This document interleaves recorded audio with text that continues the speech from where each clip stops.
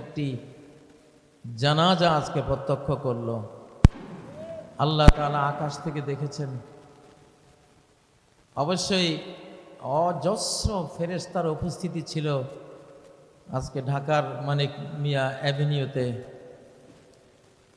এখন শেষ জমানা, শেষ সময়, আমাদের টাইম শর্ট, খুব অল্প সময়ে কোরআন দিয়ে পৃথিবীটাকে সাজিয়ে নিতে হবে।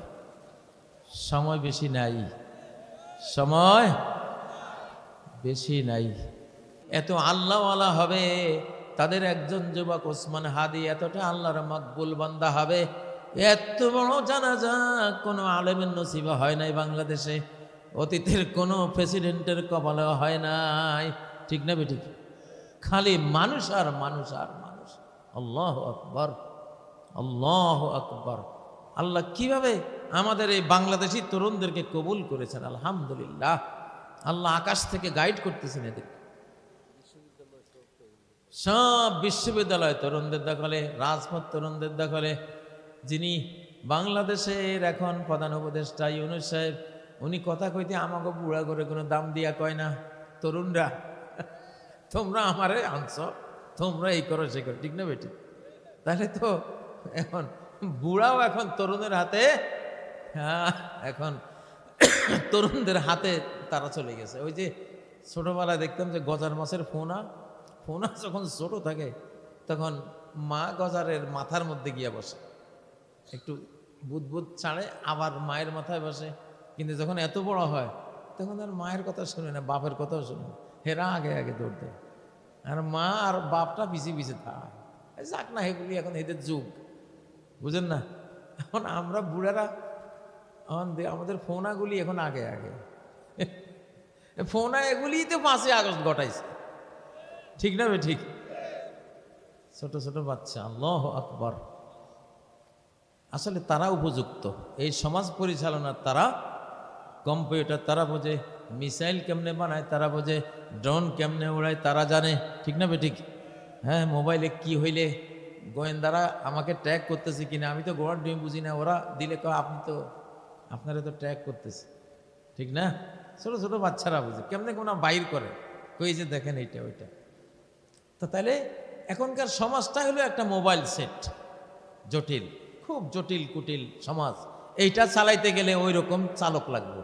ঠিক না? আর এই চালক হলেও আমাদের শিশু, এগুলি এক একটা 8-10 বছরের শিশু, বিশ্বাস করবেন 80 বছরের বুড়ার চেয়েও জ্ঞান বেশি এগুলি। কারণ সারাদিন সারা বিশ্বের মিডিয়ায় কি হয়, কি জ্ঞান বিজ্ঞান সব বাস্তবে দেখতেছে আর শিখতেছে। ঠিক না বেটি?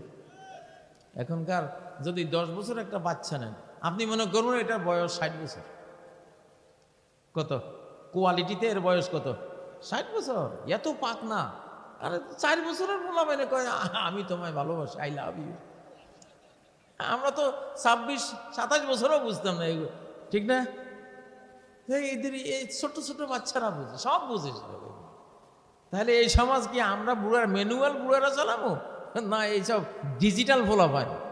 তা আলহামদুলিল্লাহ, বাংলাদেশের জন্য আল্লাহর মস্ত বড় রহমত, আমাদের এই তরুণদের কোনো অভাব নাই। সারা বাংলাদেশ তরুণে ভরে গেছে আলহামদুলিল্লাহ। ও ভাইয়েরা, তো এখন সাহস রাখতে হবে। কি রাখতে হবে? ভয়হীন মানুষ হইতে হবে, কোনো ভয় নেই। আল্লাহ সাথে আছে। এখন আসমানের লক্ষ লক্ষ ফেরেশতার সাথে আছে, আল্লাহ সাথে আছেন। যারা দেখে তারা দেখে, যারা দেখে তারা দেখে। এখন যত বেঈমান আছে, যত মুনাফিক আছে, যত ইসলামের দুশমন আছে, তারা কাউন্টডাউনে আছে। তাদের ভাগ্য এখন 10, 9, 8, 7, 6, 5, 4, 3, 2, 1 বিদায়। ঠিক না?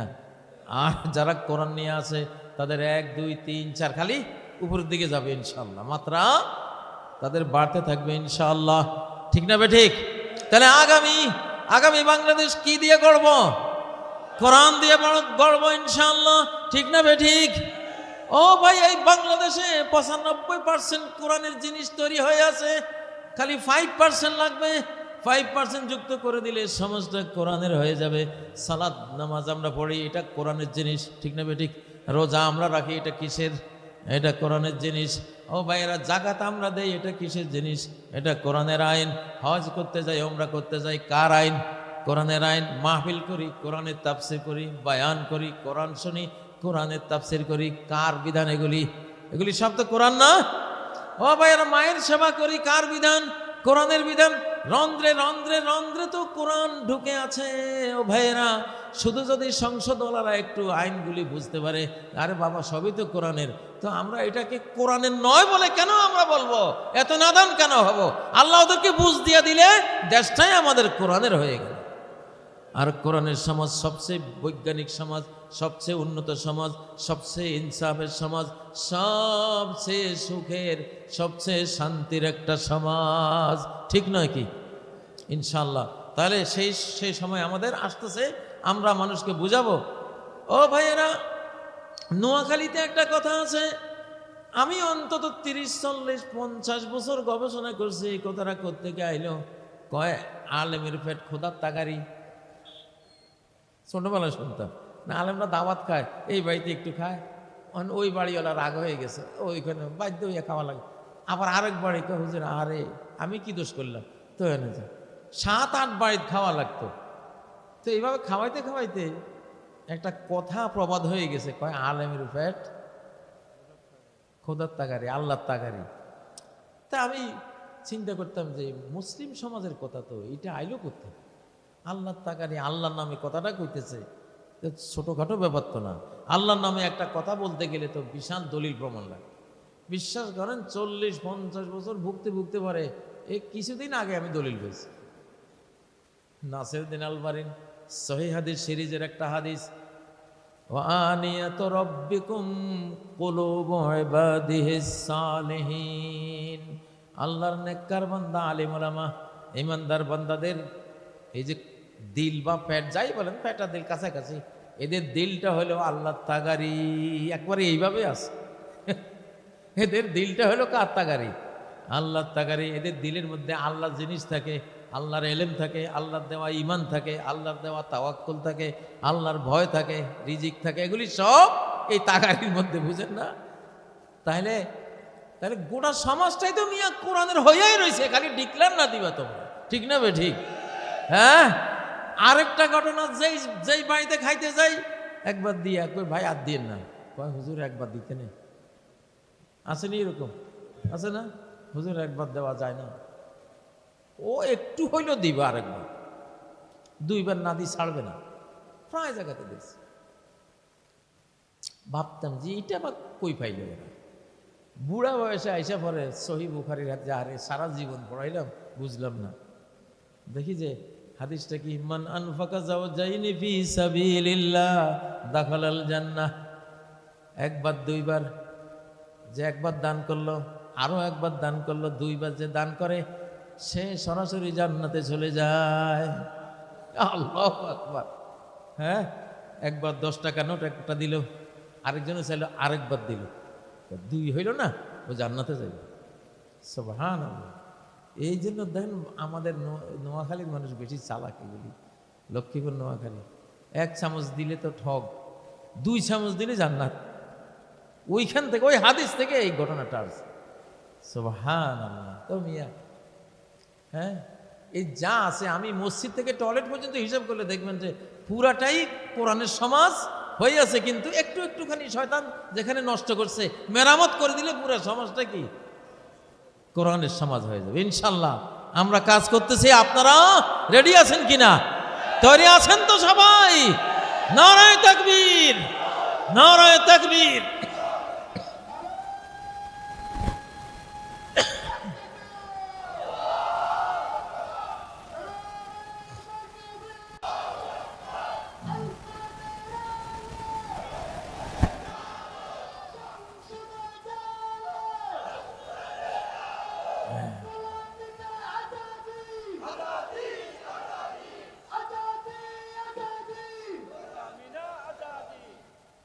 আলহামদুলিল্লাহ, আজাদি, তাই না?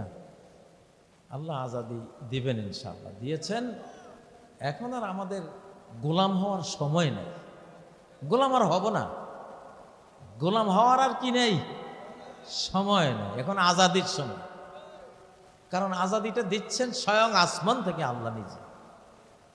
এটা উনি এখন আমাদের সঙ্গী সাথী। উনি জানেন সারা বিশ্বে যত বড় মনু বানাই দিছে, আমার মুসলমান বন্ধার কাছে, এক পাকিস্তানের কাছে কয়টা আছে, তোরা কি করবো এটা দিয়া? আমার আসমানি পাওয়ার লাগবে। এই জন্য ফুল পাওয়ারে আল্লাহ তাআলা আমাদের সাথী হয়ে আছেন, আলহামদুলিল্লাহ। শুধু কথার কথা না, এই কথাটা কতটা বাস্তব প্রতিদিন টের পাবেন ইনশাআল্লাহ। প্রতিদিন বাংলাদেশের মানুষ টের পাবে কি পাওয়ার নিয়ে আল্লাহ তাআলা আমাদের সাথে আছে ইনশাআল্লাহ। আর কোনো ভয় নেই। সম্মানিত ভাইয়েরা, লম্বা করব না, যাতে ফজর কাজা না হয়। আল্লাহুম্মা আমিন। রব্বানা আতিনা ফিদ দুনিয়া হাসানাতাও ওয়া ফিল আখিরাতি হাসানাহ ওয়া কিনা আযাবান নার। রব্বুল আলামিন আমাদের এই তরুণদেরকে, আমরা যারা বুড়ো হয়ে আছি, যারা তরুণ, আল্লাহ সবাইকে কবুল করেন। তরুণদের ছেলে বৃদ্ধদেরকে কবুল করেন। আয় আল্লাহ, তরুণদেরকে আগামী বাংলাদেশ, নতুন বাংলাদেশ, কোরআনের বাংলাদেশ গড়ার তৌফিক দেন। আল্লাহ আপনি সাথে থাকেন। আপনি সাথে থাকলে পৃথিবীর কোনো শক্তি নাই এই তরুণদেরকে পিছিয়ে দিতে পারে, এমন ক্ষমতা নাই।